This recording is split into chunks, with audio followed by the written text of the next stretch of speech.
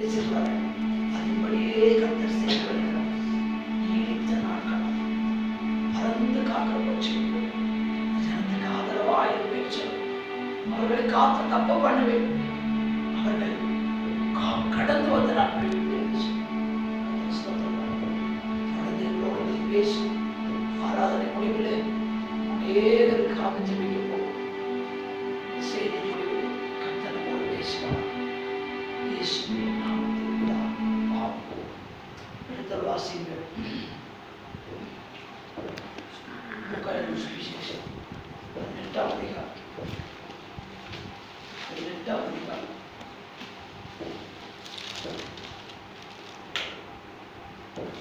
18ஆம் அதிகாரம்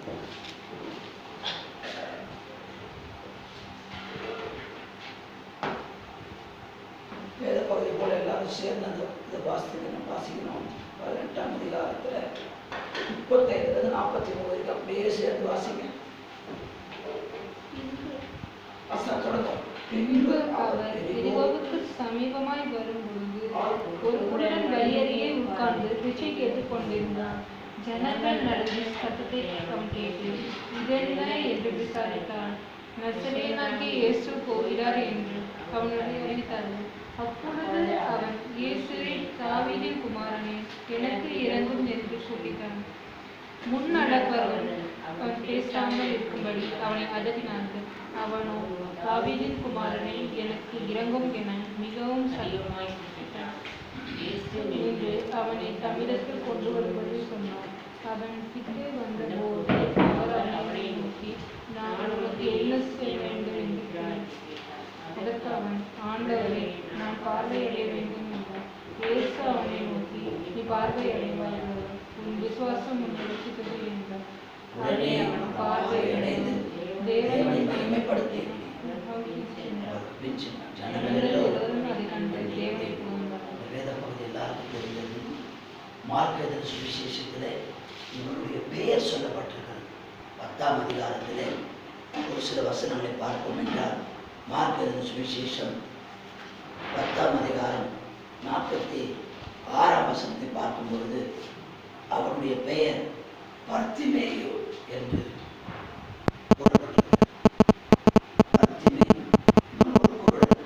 இவன் தேவையுள்ள மனிதன், இயேசுவை அறியாதவன், ஆனால் அவன் யார் என்பதை அறிந்தவன். இயேசுவை இன்னும் இவன் அறியவில்லை, தனக்குள்ளாக அவரை ருசிக்கவில்லை, ஆனால் அவர் யார் என்பது தெரியும். இன்றைக்கு அநேகருக்கு இயேசு அவரா மாட்டு கொட்டையில் பிறந்தவர், அவர் கிறிஸ்தவர்களின் தெய்வம், அவர் வெளிநாட்டு கடவுள், அவரா அவர் கிறிஸ்தவ மதத்தை பரப்பார்கள். இயேசு என்றால் தமது பாவங்களின் தமது ஜனங்களின் பாவத்தை மீட்கும் இரட்சகர் என்று எழுதப்படும். இப்படி சிலர் இருந்திருக்கிறார். சிலர் இயேசுவை சொர்வத்தில் இருக்கிறதாக பார்க்கிறார், சிலர் இயேசுவை கல்லறையில தேடிக்கொண்டிருக்கிறார். ஆக இயேசுதான். இயேசுவை கூப்பிடுகிறவர்களுக்கு அவர் விடுதலை தருகிறார். இயேசு என்பதை அவர்கள் அறியும் முன்னமே அவரை நம்பி அவரை கூப்பிடுகிறவர்களுக்கு விடுதலை தருகிறார். இந்த மனுஷனுக்கு தேவை என்னவென்றால் பணம் தேவை. ஏனென்றால் இவன் ஒரு பிச்சைக்காரன், வாங்கி பழக்கப்பட்டவன், மனுஷனை நம்பி வாழ்ந்தவன், வழி அருகே அமர்ந்திருந்தவர். அங்கே ஒரு வசனத்தை 35ஆம் வசனத்தை பார்க்கும்பொழுது, அவர் எரிகோவுக்கு சமீபமாய் வரும்பொழுது, அவர் ஊழியத்தை முடிச்சுட்டு போறார். படிக்கணும். மார்க்கில் 10ஆம் அதிகாரத்தில் நம்ம பார்க்கும்போது 47ஆம் வசனத்தில் அவர் எரிகோவை விட்டு புறப்படும் பொழுது 46ஆம் வசனத்தில் அவர் புறப்படும் பொழுது ஊழியத்தை முடித்து புறப்படுறார். இவர் ஊழியத்திற்காக உள்ள வந்ததை அறியாது இருந்திருக்கிறார். அவர் ஊழியம் செய்ய பட்டணத்துக்குள்ளே வந்து விட்டார். எரிகோனா எல்லாருக்கும் தெரியும். ஜெரிகோ யோசுவாவின் நாட்களிலே எரிகோ ஜனங்கள் உள்ளே போகவில்லை, ஜனங்கள் வெளியே வரவும் இல்லை, அடைக்கப்பட்டிருந்தது. அந்த அடைப்பட்ட எரிகோ எப்படி திறக்கப்பட்டது? துதிதான் அந்த தடைகளை நீக்கியது. இதை கேட்கிற இதை பார்த்து கொண்டிருக்கிற தெய்வ பிள்ளைகளை துதிங்க, தடைகள் அகலும். துதிச்சு பாருங்க. கொரோனா என்ற அந்த வியாதி மனுஷனை அடைத்து விட்டது, தடுத்து விட்டது, அடங்க வைத்து விட்டது, பயப்பட வைத்து விட்டது. மரணம் நாளைக்கு வருமோ, இன்று வருமோ, அது யாருக்கு வருமோ? மருத்துவர்கள், செவிலியர்கள், அரசாங்கம், மத்திய அரசாங்கம் திகைத்து நிற்கிறது. சிலர் இதை தூற்றி பேசிக் கொண்டிருக்கிறார்கள். சிலர் இதை பரியாசம் பண்ணி விளையாடி கொண்டிருக்கிறார்கள். சிலர் அதற்கு பயந்து ஓடுவது அல்ல, அவர்கள் காவலாளர்களுக்கு பயந்து ஓடிக்கொண்டிருக்கிறார்கள். ஆனால் இந்த வியாதி நீங்குவதாக இல்லை. தொடர்ந்து அது என்ன செய்கிறது? கிரியை செய்து கொண்டே இருக்கிறது. இது ஜனங்களை ஒன்றும் செய்ய விடாதபடி தடுக்கிறது. அதுபோல இந்த குருடனும் உள்ளே இயேசு வந்ததை அறியாமல் வழி அருகே உட்கார்ந்து விட்டான். நீங்கள் விதைக்கிற ஓமை இயேசு சொல்ல கேட்டிருப்பீங்க. சில விதைகள் வழி அருகே விழுந்தது, அது பலன் இல்லாமல் போனது.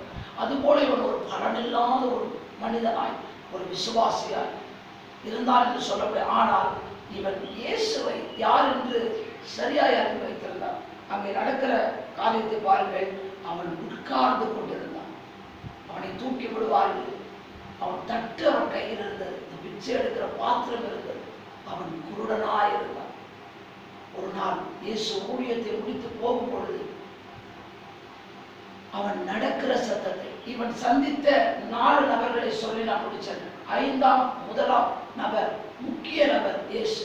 ஆனா மனுஷர்களை, எப்படிப்பட்ட மனுஷர்கள் இன்றைக்கு இயேசுவின் கூட போகிறார்கள் என்பதை தியானித்து நான் முடிக்க போகிறோம். எல்லாம் இயேசுவோடு தான் போறாங்க. எல்லாம் இயேசுக்கு முன்னால போறாங்க, இயேசுக்கு பின்னால போறாங்க. சிலர் மிடில்ல போறாங்க, சிலர் அவரை படுக்கையிலே, சிலர் அவரை சேர்ல உட்காந்து அப்படி யோசிச்சுக்கிறாங்க, சிலர் அவரை பயணத்தில் யோசிக்கிறாங்க, சிலர் அவரை தேவை வரும்போது யோசிக்கிறாங்க. ஆனால் இவனுக்கு சுகம் தேவை. ஆனால் இவன் ஒரு தேவையோடு இருந்தான், பணம் தேவையோடு இருந்தான். இன்னைக்கு பணம் இருந்தா பார்வை கிடைச்சிடும்னு இன்னைக்கு அரவிந்த் ஹாஸ்பிட்டல் இருக்குது, அகர்வால் ஹாஸ்பிட்டல் இருக்குது, பெரிய பெரிய மருத்துவ நிபுணர்கள் இருக்கிறார்கள். போய் வேறு கண்களை பொருத்தி கொள்கிறார்கள். கண் பார்வையில்லாதவர்கள் கண்களிலே கண்ணாடிகளை போட்டுக் கொள்றாங்க. எல்லாம் நடக்குது. ஆனா அந்த நாட்களிலே அவனுக்கு உதவி செய்வார் யாருமே இல்லை. அவன் குருடனானபடினால் நன்றாக அறிய வேண்டும், அவனுடைய பலவீனத்தை சார்ந்து அவன் பிழைத்துக் கொண்டான். குருடனாவே எடுத்தால் நம்மளை பார்த்ததுமே யார் வேணாலும் காசு கொடுப்பான். சிலர் அப்படித்தான் அவருடைய பலவீனங்களை சொல்லியே பிழைத்துக் கொள்வார்கள். அது நாள் செல்லாது. உன் பலவீனங்களை அவருக்கு அறிக்கையிட்டால் உன் பலவீனத்தில் அவர் பலன் பூரணமாய்விடார். பொருந்தியருக்கு பவுல் எழுதும்போது அதான் சொன்னான், நான் 3 தரம் வேண்டினேன், அந்த முன் என்னை குத்துகிற சாத்தானுடைய தூதனாய். அப்பொழுது அவர் உன் பலவீனத்தில் என் பலன் பூரணமாய் பலன். இயேசுவை நோக்கி கூப்பிட்டுப்பான், இயேசுவை அணுகிப்பான். அவன் என்ன சொன்னான்? ஜனங்கள் நடக்கிற சத்தத்தை, முதலாவதாக அவன் நடக்கிற நபர்களை தன் செவியில சத்தமாய் பார்த்தான். ஏதோ ஒரு சிலர் தான் இந்த வீதி வழியாய் போவார்கள். திரளான ஜனம் படபட படபட படபட நடந்து போறாங்களே, என்னமா இருக்குமோ? அவன் 36ஆம் வசனத்தை பாருங்கள். ஜனங்கள் நடக்கிற சத்தத்தை அவன் கேட்டு, இது என்ன, யார் வருகிறார்கள் கேட்கல, இது என்ன சத்தமா? சில நேரத்துல சில இடங்கள்ல சத்தம் இருக்கும். ஐயோ என்னமா ஆராதிக்கிறாங்க, என்னமா கைய உயர்த்துறாங்க, பேசுறாங்க, என்னமா பண்றாங்க. சத்தத்தை கேட்டு போற ஜனம் இருக்குது, சத்தத்தை கேட்டு அங்க போய் நிக்கிற ஜனம் இருக்குது. இவன் வழி அருகே உட்கார்ந்து கொண்டிருக்கிறான். வீதியிலே ஒரு சத்தம். திடீரென்று அவர்கள் மனமென்று பேசிக்கொண்டு, யாரும் இயேசுவோடு பேசல, அவர்களோடு பேசிட்டு போறாங்க. இது என்ன சத்தம்? முதலாவதாக நடக்கிற நபரை கண்டான். அந்த 37ஆம் வசனத்தை பாருங்க. ஜனங்கள் நடக்கிற சத்தத்தை கேட்டு அவர் விசாரித்த பொழுது, நசரேயனாகிய இயேசு போரார், முடிச்சிட்டார் ஊழியத்தை. இந்த பகுதிக்கு அவர் செய்ய வேண்டியதை செய்து முடிச்சுட்டாரு, போகிறார். இப்போ அடுத்த ஊருக்கு போறார். ஏன்னா அவர் மற்ற ஊர்களில் பிரசங்கம் பண்ணணும். இங்க ஊழியம் முடிஞ்சிருச்சு, அவருக்கு போறார். நல்லா கவனிங்க. the end of the time, அந்த எட்ஜில் வாசல்ல அவன் சந்திக்கிறான். ஊரை விட்டு வெளியில போறார். இயேசு சில ஊர்களில் இருக்கிறாரான்றதே சந்தேகமா இருக்கு. ஏன்னா வியாதி பரவிட்டே இருக்கு. இயேசு அவரை ஏற்றுக்கொண்டவருடைய உள்ளத்தில் இருக்கிறார். சிலர் இல்லத்தில் இருக்கிறதா இயேசுவை வீட்டின் தலைவர் என்று அவங்க அஜித்த தலைவராக வச்சிருக்கிறாங்க, நடிகர் விஜய தலைவராக வச்சிருக்கிறாங்க, முதல்வர் தலைவராக வச்சிருக்கிறாங்க. நம்ம எவ்வளவு தலைவர் இருக்கிறாங்க, அவங்களும் தலைவராக வச்சுக்கிட்டு இயேசுவை என் வீட்டின் தலைவர் எழுதி போட்டிருப்பாங்க. It's not good. இயேசு வீட்டின் தலைவர் என்றால் அவருக்கு முதலிடம் வேண்டும். இவனும் இயேசுவை அறியாதவர். இவர்கள் சொல்லுகிறார்கள் இயேசு போகிறார், அதற்குள்ளாக அவரை சந்தித்தாக வேண்டும் என்ற எண்ணம் விசுவாசம் உள்ளது. என்ன சொன்ன பாருங்க, இயேசுவே நசரேயனாகிய இயேசுவை கூப்பிடல, இயேசுவே வாசிங்க 37 நடுப்பகுதி. அவன் இயேசுவே தாவீதின் குமாரனே எனக்கு இரங்கும் என்று கூப்பிட்டான். ஏன் இப்படி கூப்பிடணும்? யாரு? தாவீதின் சந்ததியில மாம்சத்தில் வந்தவர், நமக்காக வந்தவர். அந்த தாவீது அன்றைக்கு பாடி இருக்கிறான். ஒருவேளை இவன் நியாய பிரமாணத்தை அறிந்தவனாக இருந்திருக்கும். ஆனால் புதிய ஏற்பாட்டு காலத்தில் இவன் பிறந்து விட்டான். தாவீதின் குமாரன் நினைக்கிறோம். அடுத்த ஒரு நபரை சந்திக்கிறோம். முதல் நடக்கிற ஜனங்களை பார்த்தா அவங்களுக்கு பின்னால போறவங்க சொன்னாங்க. அடுத்தது ஒரு ஜனத்தை பார்க்கலாம். வாசிக்க 38 முன்னடப்பவர்கள் பேசாமல் இருக்கும்படி அவனை அதட்டினார். முன்னால இயேசு ரொம்ப அறிந்தவங்க முன்ன போறாங்க. இயேசுக்கே மிஞ்சிற நீதிமான்கள் இயேசுக்கு முன்னால போடுவோம். இயேசுவே அவன்டுவா. இயேசு எங்க கூட தான் இருக்கிறார். இயேசு நாங்க தான் இயேசு. நீங்களாம் சும்மா, நீங்களாம் பாருங்க. நாங்க தான் மனவாட்டி. நீங்களாம் வேற யாரும். இயேசுக்கு முன்னால போற மாதிரி போவாங்க. நாங்க தான் பரலோகம் எங்களுக்கு தான். அந்த இயேசு எங்களுக்கு தான். இயேசு உரிமை முன்னடப்பா. எல்லாரும் அதட்டினார். அதட்டுகிற கூட்டத்தை கண்டான். இயேசு தானே கூட போயிட்டு இருக்கிறார். சிலர் நடந்து போகிறாங்க சத்தமா, சிலர் முன்னடக்கிறாங்க. முன்னடப்ப நடந்துருப்பாங்க. அதட்டினாங்க. கொஞ்சம் கூப்பிட ஆரம்பித்த உடனே உன்னை அதட்டுகிற கூட்டம் உன்னை சுற்றி, உன்னை அடங்குன்னு சொல்லுகிற கூட்டம் இருக்குது. நீ அதட்டலுக்கு பயப்படக்கூடாது. நீ அடங்கிடாத. இயேசுவை மீண்டும் கூப்பிடு. வாசிங்க அடுத்த வசனம். அவனோ தாவீதின் குமாரனே என்று எனக்கு இரங்கும் என்று மிகவும் அதிகமாக மோர் பிரேயர். பொது பிரேயர் எல்லார் வீட்டிலும் இருக்குது. Normal prayer. சாப்பாட்டுக்கு ஜபம், வியாதி வந்தா ஜபம், ஏதோ ஒரு பலவீனம் வந்தா ஜபம், தேவை வந்தா ஜபம். இது பொதுவான ஜபம். தானியேல் எப்பொழுதும் செய்து வந்தது கூட 3 வேளை ஜபம் பண்ணினார். அது ஓகே. ஆனால் அது மோர் அதிகமாய்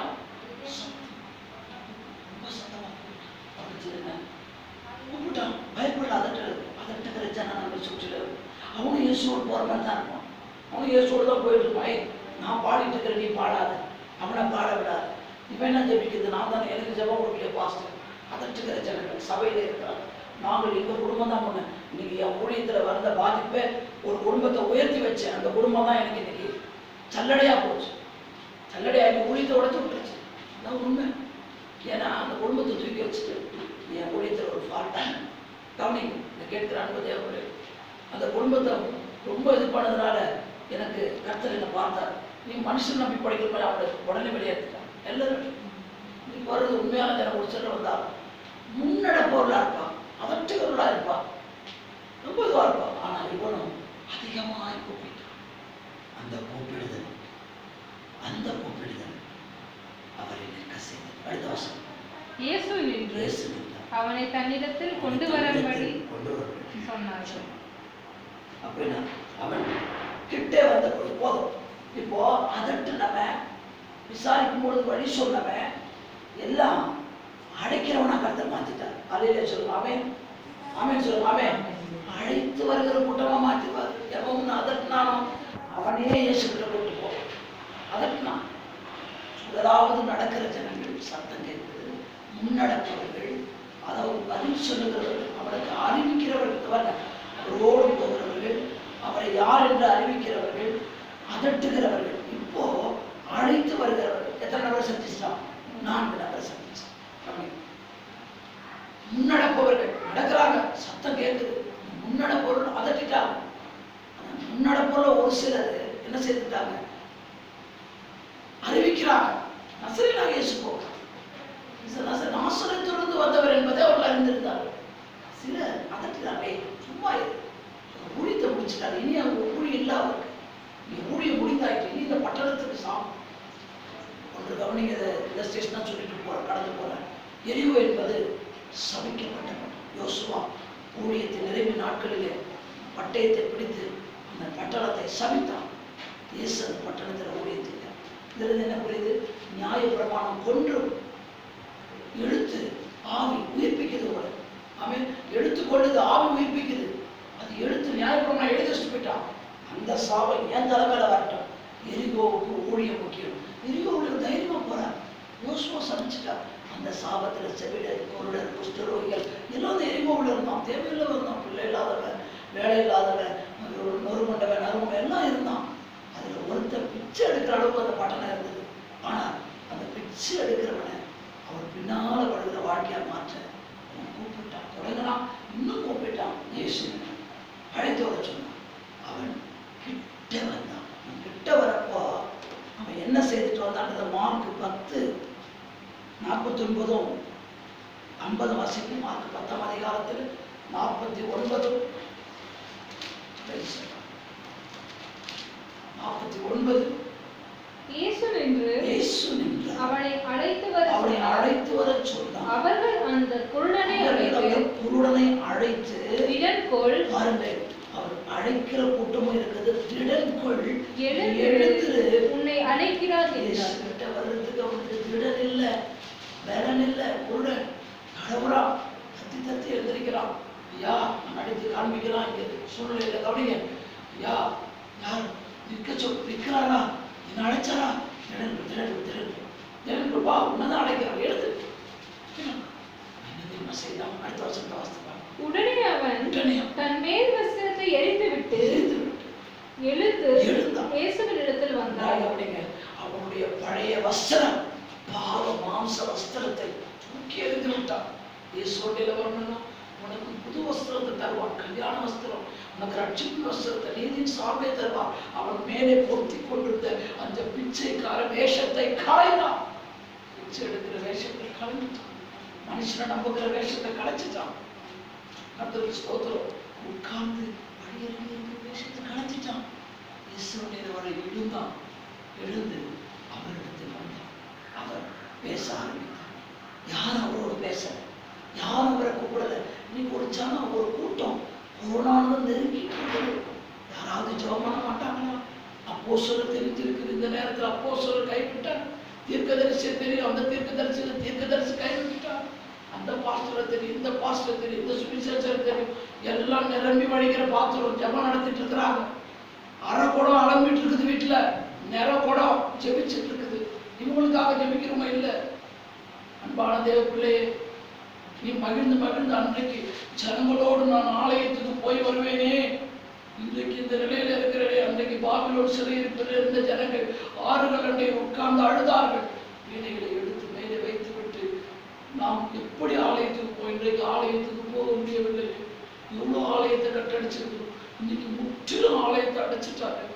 ஆண்டவர் இல்லையா? ஆண்டவர் இருக்கிறாரா? நீ இருக்கிற இடத்துல டைரக்டா கூப்பிடுறது.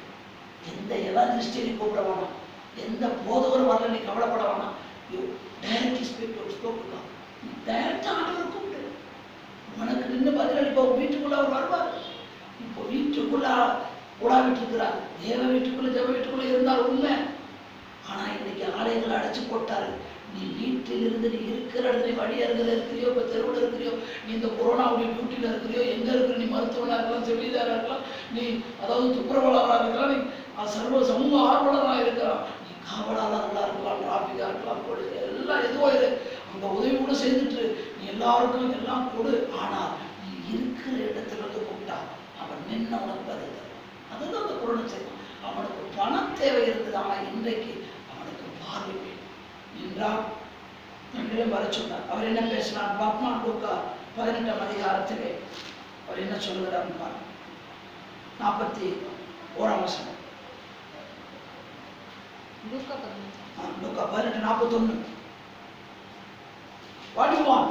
நான் உனக்கு என்ன செய்ய வேண்டும் என்று என்கிறாய் என்று கேட்டார். இந்த அருமையான வார்த்தை இன்னைக்கு கூட பார்த்து கேட்டார்னா, ஆண்டவரே இந்த வியாதி என் வீட்டை, என் கூடாரத்தை அணுகக்கூடாது சொல்லி இருக்கிறீரே. வெல்மன் சந்தை பாடி இருக்கிறாரு, வாதி உன் கூடாரத்தை அணுகாத மகனே எல்லாம் உனக்கு 91ஆம் சங்கீதத்தை எப்போதுமே நாங்கள் வாசிப்போமே. இன்னைக்கு இன்னும் அதிகமாக வாசிப்போம். எப்போதும் சில கிறிஸ்தவர்கள் இந்த 91ஆம் சங்கீதத்தை படிச்சுட்டு தான் படுப்போம். இதை விட்டா இதெல்லாம் இந்த 50ஆம் சங்கீதம் இல்லை 55ஆம் சங்கீதம் அல்லது 71ஆம் சங்கீதம் இப்படியெல்லாம் வாசிப்பாங்க. இந்த பைபிள் அப்படியே வயிறு பாருங்க இப்படி இருக்கிற மாதிரி இந்த பைபிள் துருத்தி இருக்கும். ஏன்னா இவங்க நடுப்பகுதி ஒட்டி வாசிப்பாங்க. முன்னால வேணாம், பின்னாலே வேணாம், நடுவில் சங்கீதம் தான். நீங்க சங்கீதம் பாட வச்சுக்கிறாங்க. நீங்க முழு பைபிள் ஆலோசி தேடுறத தாக்கிட்டாங்க. நீ கேட்கிற அந்த தேவர்களே, இயேசு அவனுக்கு என்ன அவன் என்ன கேட்டதுன்னா, ஆண்டவரே இங்கேயே உட்கார்ந்துட்டு எனக்கு என்ன ஆசீர்வதிச்சேன், என்ன ஆசீர்வதிச்சேன், எனக்கு வீட்டில் எல்லாம் கொடுத்துருங்க, நான் யாரையாவது வச்சு சாப்பிடுவேன், நான் பார்வையடையும். ஏனென்றால் இதுவரையில் அவன் மனிதர்களை பார்த்தது கிடையாது, மனிதனுடைய சுவாபங்களை பார்த்து எதுவுமே பார்த்தது கிடையாது. முதலாக பார்க்கிறதா இருந்தால் நான் உண்மை பார்க்கணும். என்னுடைய முதல் பார்வை முகம் பார்க்கணும்.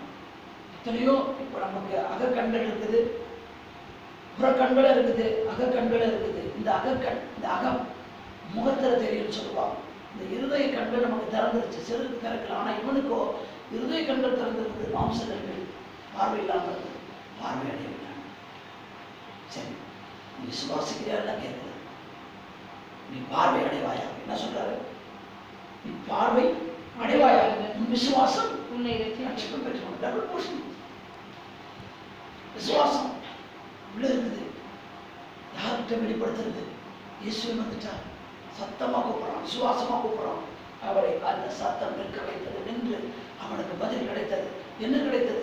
பார்வை கிடைத்தது. உடனே அவன் பார்வை அடைந்து தேவனை மகிமைப்படுத்திக் கொண்டே அவருக்கு பின் சென்றான். இந்த வசனம் இங்க வேற மாதிரி இருக்குது. மார்க் 10:52 வாசனம். மார்க் 10:52 அதே சம்பவம். மார்க் சற்று வித்தியாசமாக எழுதியிருக்கிறார். இயேசு அவனை நோக்கி, நீ போகலாம், உன் விசுவாசம் உன்னை ரட்சித்தது என்றார். உடனே அவன் பார்வை அடைந்து வழியிலே இயேசுவுக்கு பின் சென்றான். நல்லா கவனிங்க, இயேசு போகிறார், அவர் பின்னால்தான் இவன் போறான். ஆனா அவர் சொல்றாரு, நீ போ, உன் வீட்டுக்கு போ. போகையில் அவன் பார்வை அடைஞ்சாலும் அவன் விசுவாசத்தை ரட்சிச்சிருப்பான். ஆனா வழியருகே இருந்தார்கள். இதுவரையிலும் தேவைக்காத வழியருகே அமர்ந்திருந்தார். வழியோர வாழ்க்கை, அந்த பிச்சை எடுக்கிற வாழ்க்கை, பிச்சை அதாவது தேவனை மகிமைப்படுத்துகிற வாழ்க்கையா, பிச்சை எடுக்கும் வாழ்க்கை, பின் செல்லும் வாழ்க்கையா, அவர் போகும் இடமெங்கும் போய் சாட்சியாய் வாழ்கிற வாழ்க்கையா அவனுக்கு இயேசு மாற்றினார். கேட்கிற அந்த தேவர்களே, என்ன நிலையில இருக்கிறன்றது அவருக்கு தெரியும். உன் நிலையை உன் சொந்தக்காரன் மறந்திருக்கலாம், உன் பெற்றவர் மறந்திருக்கலாம், உன் நண்பர் மறந்திருக்கலாம், ஒருவேளை போன்ல விசாரிச்சிருக்கலாம், அது உதவி செய்திருக்கலாம். ஆனா இந்த இக்கட்டான சூழலில் யாருமே அவனோடு அந்த பிச்சை எடுக்கிற பாத்திரத்தையும் அவன் தூக்கி எறிந்திருப்பான். இயேசுவே தேவை. என் தேவை அவருக்கு தெரியாதா? தெரியும். ஆனா உனக்கு என்ன தேவை இருக்குது? இப்போ கரெக்டான மக்கள் கேள்வி. வாய் உட்பகுதியில் இருக்கிற அந்த பலவீனமாக, வயிற்றின் உட்பகுதியில் இருக்கிற தலையில் இருக்கிற அந்த பலவீனமாக, கால்களில் இருக்கிற பலவீனமாக, உள்ளதை உள்ளபடி சொல்லு. விசுவாசத்தின் வழியே உனக்கா பாருங்கள். ஒருவனும் அவனை தூக்கி விடக்கூட ஆள் இல்லை. எழுந்துன்றாங்க, அங்க உடனே எழுந்தாங்க. வா என்றார்கள். அழைப்பு சத்தம் கேட்டு இயேசு கிட்ட போனான். கிட்ட வந்துட்டான். தூரத்தில் இருந்தவனை, அவர் இன்னும் ரத்தம் சிந்தர அவருக்காக ஊழியம் செய்துட்டு இருக்கிறார். கிட்ட வந்த உடனே அவனை தொட கூட இல்லை. பார்வையடையாக ஒரே ஒரு வார்த்தை, ஒரே ஒரு வார்த்தையாக தான் அவன் தினந்தோறும் பயன்படும். நீ வாட்ஸ்அப்ல வசனம் பார்த்து திருப்தி அடைக்கிறான், நீ வீட்டில் சர்ச்சில் கொடுத்த காரணங்கிற வசனத்தை பார்த்து திருப்தி அடையாது. நான் சில வேளையில வசனத்தை உறுதிப்படுத்த முடிய வேலையெல்லாம் ஆசை பார்ப்பேன் தவிர வேதத்தை திறந்து காலையில் வாசி. கர்த்தர் அன்றைக்கு உனக்கு ஒரு அற்புதத்தை உள்ள வச்சிருப்பார், அன்றைக்கு ஒரு அதிசயத்தை உள்ள வச்சிருப்பார். அன்றைக்கு உனக்கு கையில வேதம் இல்லை, அங்கே ஆனா